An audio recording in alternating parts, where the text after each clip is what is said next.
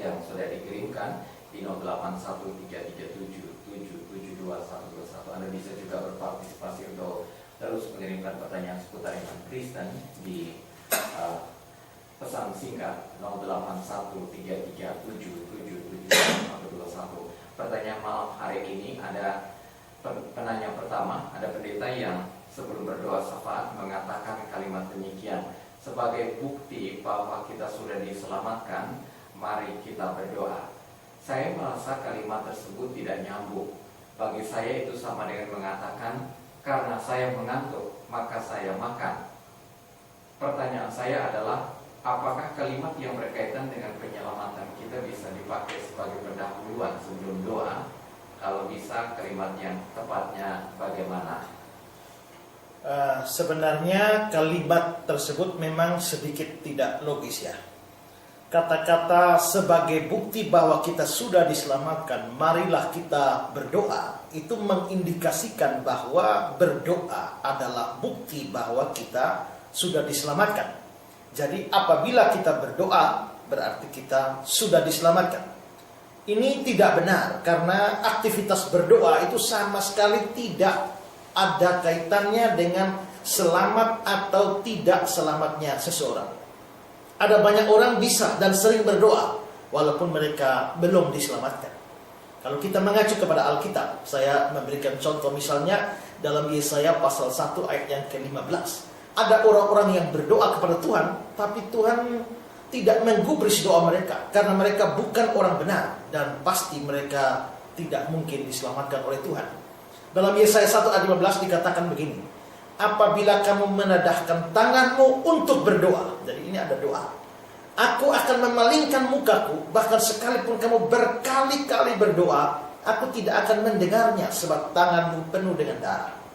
Nah, bahwa orang-orang yang berdoa ini belum diselamatkan oleh Tuhan, terlihat bahwa Tuhan tidak mau mendengarkan doa mereka. Sekalipun mereka berkali-kali berdoa, bahkan Tuhan menyuruh mereka membereskan dosa-dosanya dan mendapatkan pengampunan. Itu dinyatakan di dalam ayat yang ke-16, 17, dan 18. Basuhlah, bersihkanlah dirimu, jauhkanlah perbuatan-perbuatanmu yang jahat dari depan mataku, berhentilah berbuat jahat, belajarlah berbuat baik, usahakanlah keadilan, kendalikanlah orang kejam, belalah hak anak-anak yatim, perjuangkanlah perkara janda-janda. Marilah, baiklah kita berperkara firman Tuhan. Sekalipun dosamu merah seperti kirmisi, akan menjadi putih seperti salju. Sekalipun berwarna merah seperti kain kesumba, akan menjadi putih seperti bulu domba. Nah, berarti di sini pada waktu doa itu dinaikkan, orangnya itu belum diampuni dosanya. Orangnya kalau belum diampuni dosanya, dia tidak mungkin diselamatkan. Karena itu maka ada orang-orang yang tidak diselamatkan, ternyata mereka juga berdoa. Bukan cuma berdoa, tapi berkali-kali berdoa. Contoh lain, itu bisa dilihat dalam Yeremia pasal yang ke-11 ayat 10 dan 11. Dikatakan di sana, mereka sudah jatuh kembali kepada kesalahan nenek moyang mereka yang dahulu telah menolak mendengarkan firman-Ku. Mereka mengikuti Allah lain dan beribadah kepadanya.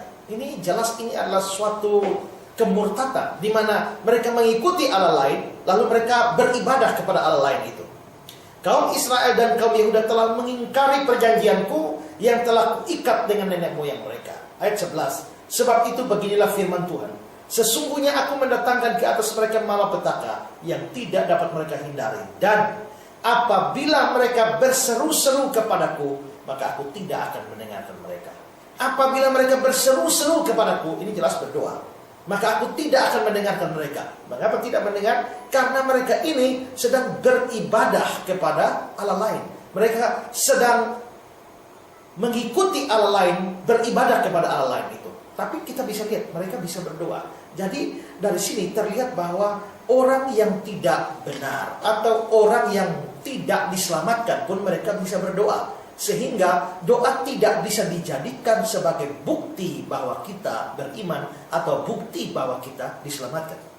Nah, lalu seperti yang saudara tanyakan, apakah kalimat yang berkaitan dengan penyelamatan bisa kita pakai dalam pendahuluan sebelum berdoa? Sebenarnya bisa memang ya. Saya memberikan contoh, misalnya kalimatnya begini: sebagai orang-orang yang telah diselamatkan, marilah kita berdoa kepada Tuhan. Ini mirip ya dengan kata-kata pendeta tadi ya. Tapi ini sebenarnya berbeda.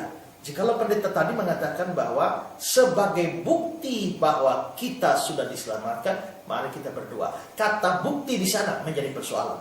Tapi kalau kalimat saya, sebagai orang-orang yang telah diselamatkan, marilah kita berdoa kepada Tuhan. Jikalau kata-kata pendeta tadi menjadikan doa sebagai bukti kita sudah diselamatkan, dan itu salah. Kalimat yang saya contohkan ini lebih bermakna karena kita sudah diselamatkan, maka kita boleh datang kepada Tuhan dan kita berdoa.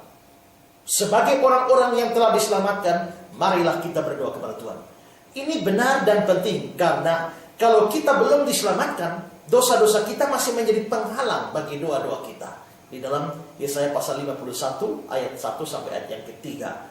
Sesungguhnya tangan Tuhan tidak kurang panjang untuk menyelamatkan, pendengarannya tidak kurang tajam untuk mendengar, tetapi yang merupakan pemisah antara kamu dan Allahmu ialah segala kejahatanmu. Dan yang membuat dia menyembunyikan diri terhadap kamu sehingga dia tidak mendengar ialah segala dosamu. Sebab tanganmu cemar oleh darah, jarimu oleh kejahatan, mulutmu mengucapkan dusta, lidahmu menyebut-nyebut kecurangan. Dari sini kita lihat bahwa dosa yang tidak diampuni itu menyebabkan doa tidak dijawab oleh Tuhan. Lalu sama dengan Yeremia 11 ayat yang ke-10-11 yang sudah saya bacakan tadi. Mereka mengikuti Allah lain, mereka beribadah kepada Allah lain, maka akibatnya adalah apabila mereka berseru-seru kepadaku, maka aku tidak akan mendengarkan mereka. Maka adalah sia-sia doa dari orang berdosa yang belum diselamatkan oleh Tuhan.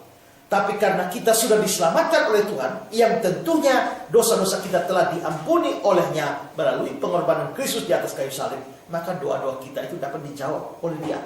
Karena itu, sebagai orang-orang yang sudah diselamatkan, marilah kita berdoa kepada Tuhan.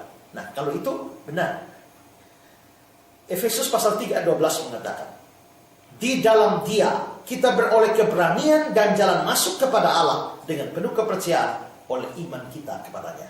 Nah, sekalipun ini secara khusus tidak bicara tentang doa, tapi doa dapat dicakupkan ke sana. Intinya adalah tanpa iman atau kepercayaan kepada Dia yang olehnya kita diselamatkan, kita tidak mungkin beroleh jalan masuk kepada Allah.